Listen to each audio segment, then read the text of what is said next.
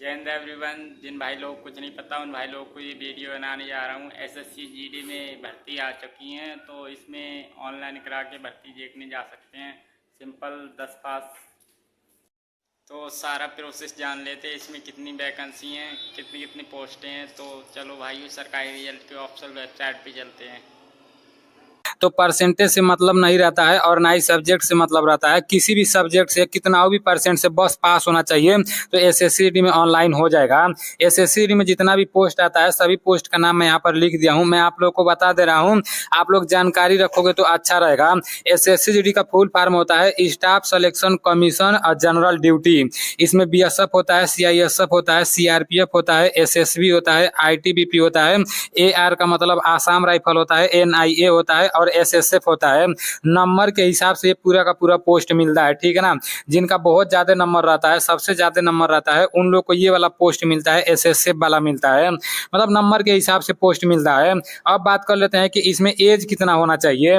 तो minimum age 18 साल होना चाहिए और यहाँ पर जनरल और ईडब्ल्यूएस कैटेगरी के लिए 23 साल तक अधिकतम उम्र होना चाहिए और ओबीसी कैटेगरी के लिए मिनिमम एज 18 साल होना चाहिए और मैक्सिमम एज 26 साल होना चाहिए ओबीसी कैटेगरी के लिए, ठीक है ना। तो आप लोग किसी भी बात को लेकर कंफ्यूजन में नहीं पड़ना।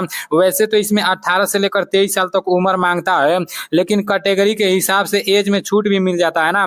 तो ओबीसी वालों को एज में 3 साल का छूट मिलता है, तो लास्ट मतलब 26 साल तक हो जाता है। अब एससी एसटी कैटेगरी के लिए मिनिमम एज 18 साल होना चाहिए और मैक्सिमम एज 28 साल होना चाहिए। तो इसको आप लोग देख लेना। अब बात कर लेते हैं मोड ऑफ सिलेक्शन, मतलब इसका सिलेक्शन कैसे होता है। सबसे पहले इसमें क्या होता है, तो सबसे पहले इसमें पेपर कराया जाता है और जो पेपर कराया जाता है ना, जिन लोगों के पास एनसीसी का सर्टिफिकेट रहता है, इस बात को लेकर कुछ लोग कंफ्यूजन में पड़े रहते हैं। तो ये एनसीसी का सर्टिफिकेट जिन लोगों के पास रहता है उन लोगों का नंबर उसी टाइम जुट जाता है। पेपर होता है जब नंबर काउंट होता है ना, तो एनसीसी का नंबर भी उसी टाइम काउंट हो जाता है। जो सारी चीजें काउंट होने के बाद जिन लोगों का मतलब मेरिट में नाम आता है उन लोगों को दौड़ के लिए बुलाया जाता है, फिजिकल के लिए बुलाया जाता है। अभी मैं आप लोगों को बता रहा हूँ कि कितना दौड़ होता है, कितना टाइमिंग मिलता है, सारी चीजें मैं आप लोगों को समझा दूंगा। दौड़ होने के बाद से जिन लोगों का दौड़ पास हो जाता है, देखो पहला बार पेपर पास कर लोगे तो मान लो वैकेंसी आई है 40,000, ठीक है ना। तो बहुत सारे लड़कों को पास किया जाएगा। मान लो 40,000 वैकेंसी है और 1 लाख लड़कों को पास कर लिया जा रहा है। 1 लाख लड़कों को दौड़ के लिए बुलाया जाएगा। दौड़ में कुछ लड़के छट जाएंगे। दौड़ में छटने के बाद डॉक्यूमेंट वेरिफिकेशन होगा। जब डॉक्यूमेंट वेरिफिकेशन होगा तो कुछ लोग इसमें भी छट जाएंगे। डॉक्यूमेंट वेरिफिकेशन होने के बाद आपका मेडिकल होगा, ठीक है ना। मेडिकल में भी कुछ लोग छट जाएंगे। अब मेडिकल में छटने के बाद मान लो 1 लाख लड़के पेपर निकाले थे, सब में छटने के बाद 50,000 लड़के जैसे बच रहे हैं, तो 50,000 लोगों को भर्ती नहीं किया जाएगा। भर्ती तो 40,000 लोगों को ही किया जाएगा।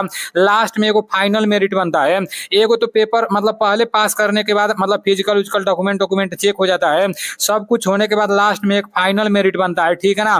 तो 50,000 लोगों में से 10,000 लोगों को फाइनल मेरिट में छाट दिया जाता है, 40,000 लोगों को भर्ती किया जाता है। जिसका सबसे ज्यादा नंबर आता है सबसे पहले उसका सिलेक्शन होता है, उसके बाद से उसके जो दूसरे नंबर पर आता है उसका होता है। तो इस तरह से इसका भर्ती होता है, ठीक है ना। अब बात कर लेते हैं एनसीसी वालों को कितना कितना नंबर मिलेगा। तो जिन लोगों के पास एनसीसी सी का सर्टिफिकेट रहेगा उन लोगों को पेपर में 8 नंबर का छूट मिलेगा। ये नंबर पहले ही जुट जाएंगे, ठीक है ना। 5% का छूट मिलेगा। एनसीसी बी वालों को 4.8 नंबर का छूट मिलेगा, मतलब 3% का छूट मिलेगा। और एनसीसी ए वालों को 3.2 नंबर का छूट मिलेगा, मतलब 2% का छूट मिलेगा। अब बात कर लेते हैं कि फिजिकल में मतलब क्या क्या कराया जाएगा, कितना मतलब दौड़ कराया जाएगा। तो लड़कों का दौड़ 5 किलोमीटर का कराया जाता है, जिसमें 24 मिनट का टाइम मिलता है। दौड़ तो सभी लोग पास कर लेते हैं। और लड़कियों का दौड़ 1600 मीटर का कराया जाता है, जिसमें 8.5 मिनट का टाइम मिलता है। और जो लोग लद्दाख से रहते हैं, लद्दाख वालों का लड़कों का दौड़ 1600 मीटर का कराया जाता है, जिसमें 6.5 मिनट का टाइम मिलता है। और लड़कियों का दौड़ 800 मीटर का कराया जाता है, जिसमें 4 मिनट का टाइम मिलता है। ये लद्दाख वालों के लिए था, ठीक है ना। अब बात कर लेते हैं कि इसमें जैसे पेपर में क्या क्या पूछे जाते हैं और कितने नंबर के पेपर में प्रश्न पूछे जाते हैं। देखो 20 क्वेश्चन रीजनिंग के रहते हैं 40 नंबर के, जीके जीएस के 20 क्वेश्चन 40 नंबर के, मैथ के 20 क्वेश्चन 40 नंबर के, और इंग्लिश एंड हिंदी से 20 क्वेश्चन 40 नंबर के, ठीक है ना। तो टोटल आपके 80 क्वेश्चन रहते हैं 160 नंबर के, ठीक है ना। 80 क्वेश्चन रहते हैं 160 नंबर के। और इसमें निगेटिव मार्किंग रहता है, 0.5 का निगेटिव मार्किंग रहता है। अब इसका बात कर लेते हैं कि ऑनलाइन कब तक होगा, ठीक है ना। तो 24 नवंबर 2023 से इसका ऑनलाइन चालू हो जाएगा, ये ऑफिशियल नोटिफिकेशन में बताया गया है।